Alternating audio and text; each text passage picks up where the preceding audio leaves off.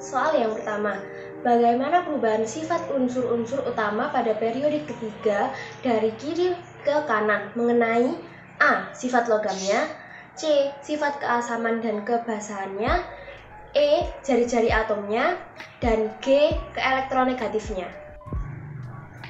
Yang sudah dijelaskan di tabel, unsur periode ketiga itu ada 8. Yang pertama Na atau natrium, yang kedua Mg atau magnesium, yang ketiga Al atau aluminium, yang keempat Si atau silikon, yang kelima P atau fosforius, yang keenam S atau belerang, yang ketujuh Cl atau klorin, yang kedelapan Ar atau argon.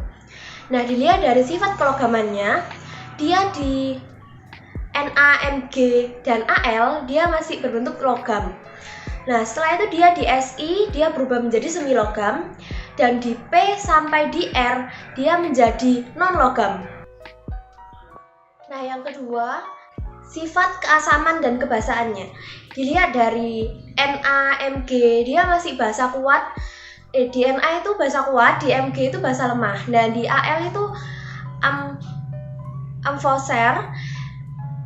Dan di Si itu asam lemah, yang di P asam lemah, yang di S asam kuat, yang di Cl asam kuat, yang di Ar itu asam yang sangat kuat. Nah, yang ke E jari-jari atomnya. Nah, jari-jari atomnya itu dilihat dari Na ke Ar dia akan semakin kecil. Maksudnya semakin kecil dia akan semakin turun nominalnya. Yang G ke elektronegatifnya.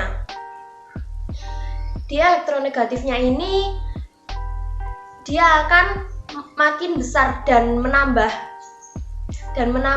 jumlahnya.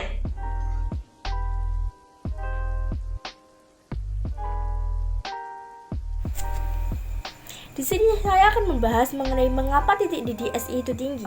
Unsur silikon atau Si mempunyai titik leleh yang sangat tinggi karena unsur Si ini berbentuk padat. Nah, karena titik lelehnya yang sangat tinggi ini juga dipengaruhi oleh bentuk dari struktur Si tersebut.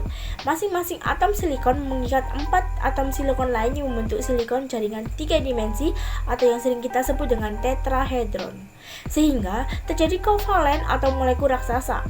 Hal ini yang menyebabkan titik didih atau titik leleh unsur silikon sangat tinggi.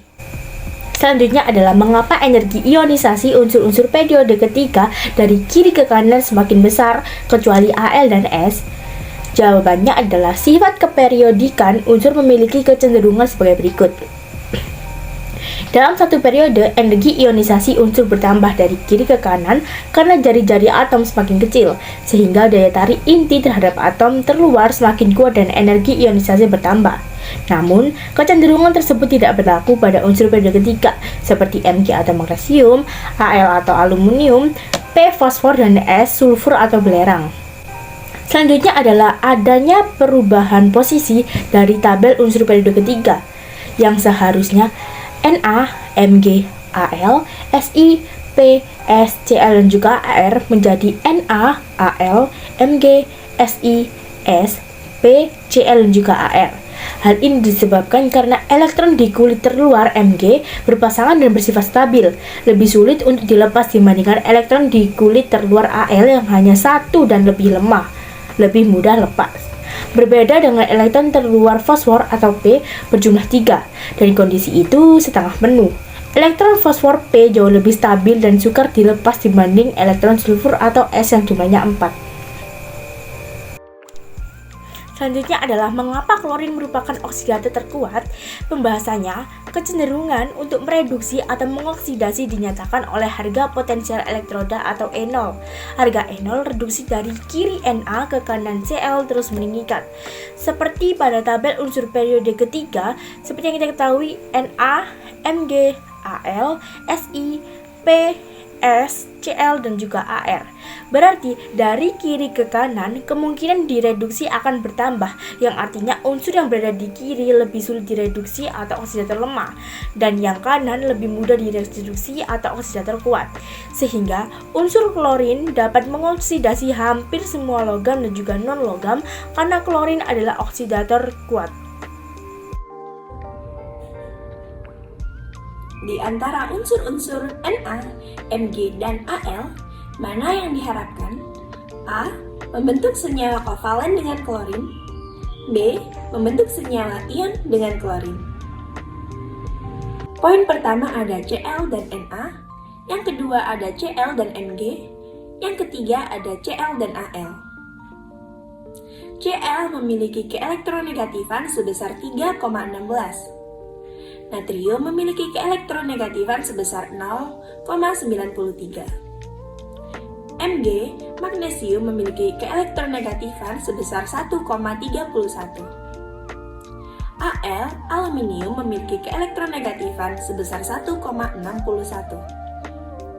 Sehingga ketika Cl dikurangi Na, Cl dikurangi Mg, Cl dikurangi Al untuk mencari beda keelektronegatifannya menghasilkan pada poin pertama, Cl dan Na menghasilkan beda keelektronegatifan sebesar 2,23. Pada poin kedua, beda keelektronegatifan Cl dan Mg sebesar 1,85. Pada poin ketiga, beda keelektronegatifan Cl dan aluminium sebesar 1,55. Ingat, semakin kecil selisihnya, maka semakin kuat ikatan kovalen yang terbentuk. Jadi, yang diharapkan menghasilkan senyawa kovalen dengan Cl adalah aluminium, karena selisihnya terkecil dan kurang dari 1,7. Selanjutnya membentuk senyawa ion dengan klorin. Menggunakan unsur yang sama dengan sebelumnya, kita akan menentukan mana yang membentuk senyawa ion dengan klorin. Senyawa ion terbentuk jika beda keelektronegatifan dari kedua unsur besar, yaitu lebih dari 1,7 berdasarkan hasil suatu penelitian. Semakin besar selisihnya, maka semakin kuat ikatan ion yang terbentuk. Berdasarkan perhitungan beda keelektronegatifan Cl dengan natrium, Cl dengan magnesium, Cl dengan aluminium, yang memiliki besar selisih besar atau lebih dari 1,7 adalah Cl dengan natrium dan Cl dengan magnesium. Jadi, yang diharapkan menghasilkan senyawa ion dengan Cl adalah natrium dan magnesium. Tulislah reaksi yang terjadi jika oksida-oksida berikut terlarut dalam air. A. Na2O, B. SO2, E. Cl2O5. Reaksi senyawa dengan air. Na2O dengan H2O menghasilkan 2NaOH. SO2 dengan H2O menghasilkan H2SO3. Cl2O5 dengan H2O menghasilkan 2HClO3. Oke, saya akan menjawab pertanyaan nomor 5, yaitu tulislah reaksi aluminium dengan yang pertama adalah air. Jadi, aluminium murni itu tidak bereaksi dengan air murni. Tetapi, aluminium tak murni atau yang bercampur dengan suatu logam dapat mengalami korosi jika terkena air yang mengandung garam. Logam aluminium ini dapat mengembangkan lapisan tipis aluminium oksida dari beberapa milimeter yang mencegah logam dari bereaksi dengan air. Ketika lapisan ini terkorosi, maka reaksi akan berkembang dan kemudian melepaskan gas hidrogen, sehingga sangat mudah sekali untuk terbakar. Nah, persamaan reaksinya adalah 2Al plus 6H2O menjadi 2AlOH3 plus 3H2. Yang kedua adalah reaksi aluminium dengan Fe2O3. Jadi, aluminium itu dapat mereduksi oksida logam Fe2O3 menjadi logamnya dan membebaskan panas yang tinggi. Misalnya nih, reduksi Fe2O3 dapat menaikkan temperatur hingga 3000 derajat Celcius. Akibatnya, Fe yang terbentuk dapat meleleh dan dapat digunakan untuk mengelas. Reduksi oksida logam oleh aluminium disertai panas yang tinggi itu kita sebut dengan proses termit. Nah, persamaan reaksi aluminium dengan Fe2O3 adalah Fe2O3 plus Al menjadi Fe plus Al2O3. Yang ketiga adalah reaksi aluminium dengan H2SO4 pekat panas. Jadi, aluminium tidak ditemukan dalam keadaan bebas di alam, tetapi terdapat banyak sebagai bijinya. Salah satu reaksi aluminium adalah dengan H2SO4 pekat panas yang akan menghasilkan gas belerang dioksida. Nah, persamaan reaksinya adalah 2Al plus 6H2SO4 menjadi Al2SO43 plus 6H2O plus 3SO2. Selanjutnya adalah bentuk geometri dari ion AlH2O6 3+. Pembahasannya, ion AlH2O6 3+ bersifat diamagnetik, yang mana jika suatu unsur atau senyawa ini ditolak oleh medan magnet karena seluruh elektronnya berpasangan. Al3+ ini menunjukkan ion pusat tidak mengandung elektron tak berpasangan. Al3+ harus menyediakan 6 orbital yang kosong sebagai ion pusat untuk menerima 6 ligan sebagai ligan. Soal yang ketujuh, poin A, apa perbedaan antara fosfor putih dan fosfor merah? Yang B, bagaimana cara memperoleh fosfor? Perbedaan fosfor putih dan fosfor merah. Fosfor putih itu mendidih di 280 derajat Celcius membentuk uap yang terdiosisasi. Fosfor putih sampai 260 derajat Celcius menggunakan katalis iodin atom atau belerang membentuk fosfor yang tidak dapat terbentuk. Nah, fosfor putih itu juga sangat reaktif, beracun, dan mudah menguap. Nah, kalau fosfor merah yaitu dia itu tidak reaktif, kurang beracun, dan dia tidak larut dalam pelarut. Selanjutnya, saya akan menjawab pertanyaan nomor 8 yang A. Sebutkan ada berapa alotrop belerang. Jadi, belerang atau sulfur merupakan unsur dengan lambang S, di mana terletak pada periode ketiga dan golongan 6A dalam tabel periodik unsur. Nah, belerang sendiri itu mempunyai dua alotrop, yaitu belerang rombik dan belerang monoklit. Tapi sebelumnya kita harus tahu apa sih alotrop itu. Jadi alotrop adalah bentuk berbeda dari suatu unsur kimia sama yang mengalami modifikasi struktural. Belerang yang biasa kita lihat dengan warna kuning itu adalah belerang rombik. Nah, belerang rombik ini merupakan bentuk alotrop yang paling stabil di antara alotrop lain. Nah, belerang rombik ini stabil di bawah suhu 95 derajat Celcius. Lalu saya akan menjawab pertanyaan yang B, yaitu bagaimana perubahan yang terjadi apabila belerang rombik ini dipanaskan. Apabila belerang rombik dipanaskan dengan suhu lebih dari 95 derajat Celcius, maka belerang rombik akan berubah menjadi belerang monoklinik. Peristiwa pemanasan belerang tersebut terjadi perubahan titik leleh dan titik didih. Pada saat meleleh, belerang berupa cairan kental berwarna kuning. Namun, pada saat zat tersebut dipanaskan, perlahan akan menjadi cairan berwarna merah gelap. Uji pemahaman 3.8 soal nomor 5. Yang A, jelaskan pembentukan stalaktit dan stalagmit. Proses terbentuknya stalaktit dan stalagmit yaitu CaCO3 itu merupakan unsur utama dari stalaktit dan stalagmit. Nah, pada saat kalsium karbonat bereaksi dalam air dan CO2, maka terbentuk kalsium hidrogen karbonat. Nah, CaHCO3 larut dalam air sehingga dapat mengalir atau meresap ke bawah tanah. Jika temperatur naik, kalsium hidrogen karbonat yang tadi itu akan terurai membentuk CaCO3. Yang C, cara memperoleh logam-logam golongan 1A dan golongan 2A. Cara memperoleh logam-logam golongan 1A dan 2A. Yang pertama, logam alkali atau logam 1A. Logam 1A diperoleh dari elektrolisis lelehan halidannya dengan elektrode inert.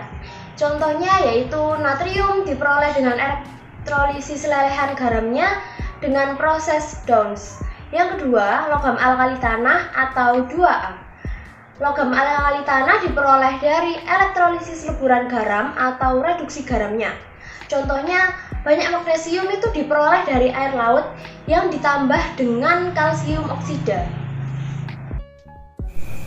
Cara memperoleh nitrogen di laboratorium. Di laboratorium, nitrogen dapat dibuat dengan beberapa cara. Yang pertama, membuat amonium nitrit kemudian dipanaskan dengan reaksi NH4Cl ditambah NaO2 menjadi NaCl ditambah NH4NO3 dipanaskan menjadi N2 ditambah 2H2O. Yang kedua adalah dengan oksidasi amonia dengan kalsium hipoklorit, bromin atau CuO. Yang pertama, reaksi dengan kalsium hipoklorit. Dengan reaksi 4NH3 ditambah 3CaOCl2 menjadi 2N2 ditambah 3CaCl2 ditambah 6H2O. Yang kedua dengan bromin, 8NH3 ditambah 3Br2 menjadi N2 ditambah 6NH4Br. Yang ketiga, nitrogen sangat mudah dapat diperoleh dengan cara memanaskan natrium azida pada temperatur kurang lebih 300 derajat Celcius.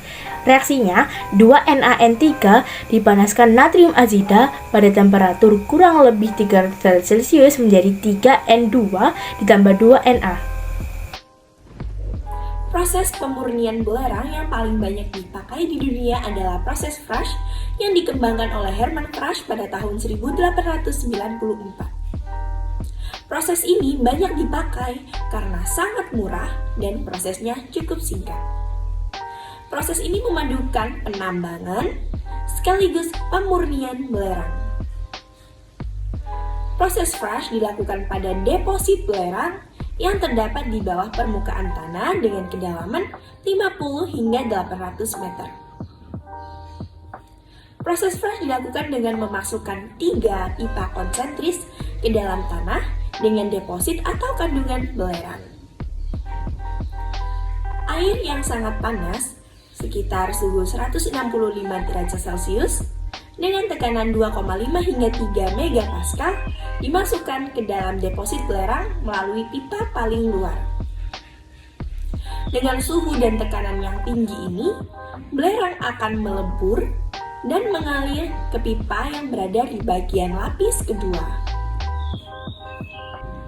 Namun, tekanan air ini ternyata belum cukup untuk memaksa belerang keluar ke permukaan, karena kepadatan belerang yang lebih besar dari air. Sehingga, udara panas dimasukkan lewat pipa paling dalam atau bagian tengah, untuk membuat belerang kurang padat dan mendorongnya ke permukaan.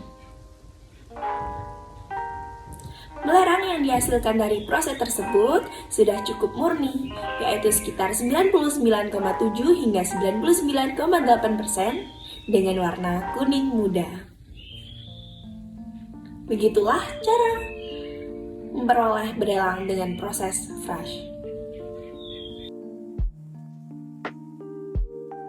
Selanjutnya saya akan menjawab pertanyaan nomor 5 bagian I, yaitu bagaimana proses pembuatan baja dengan cara open heart furnace.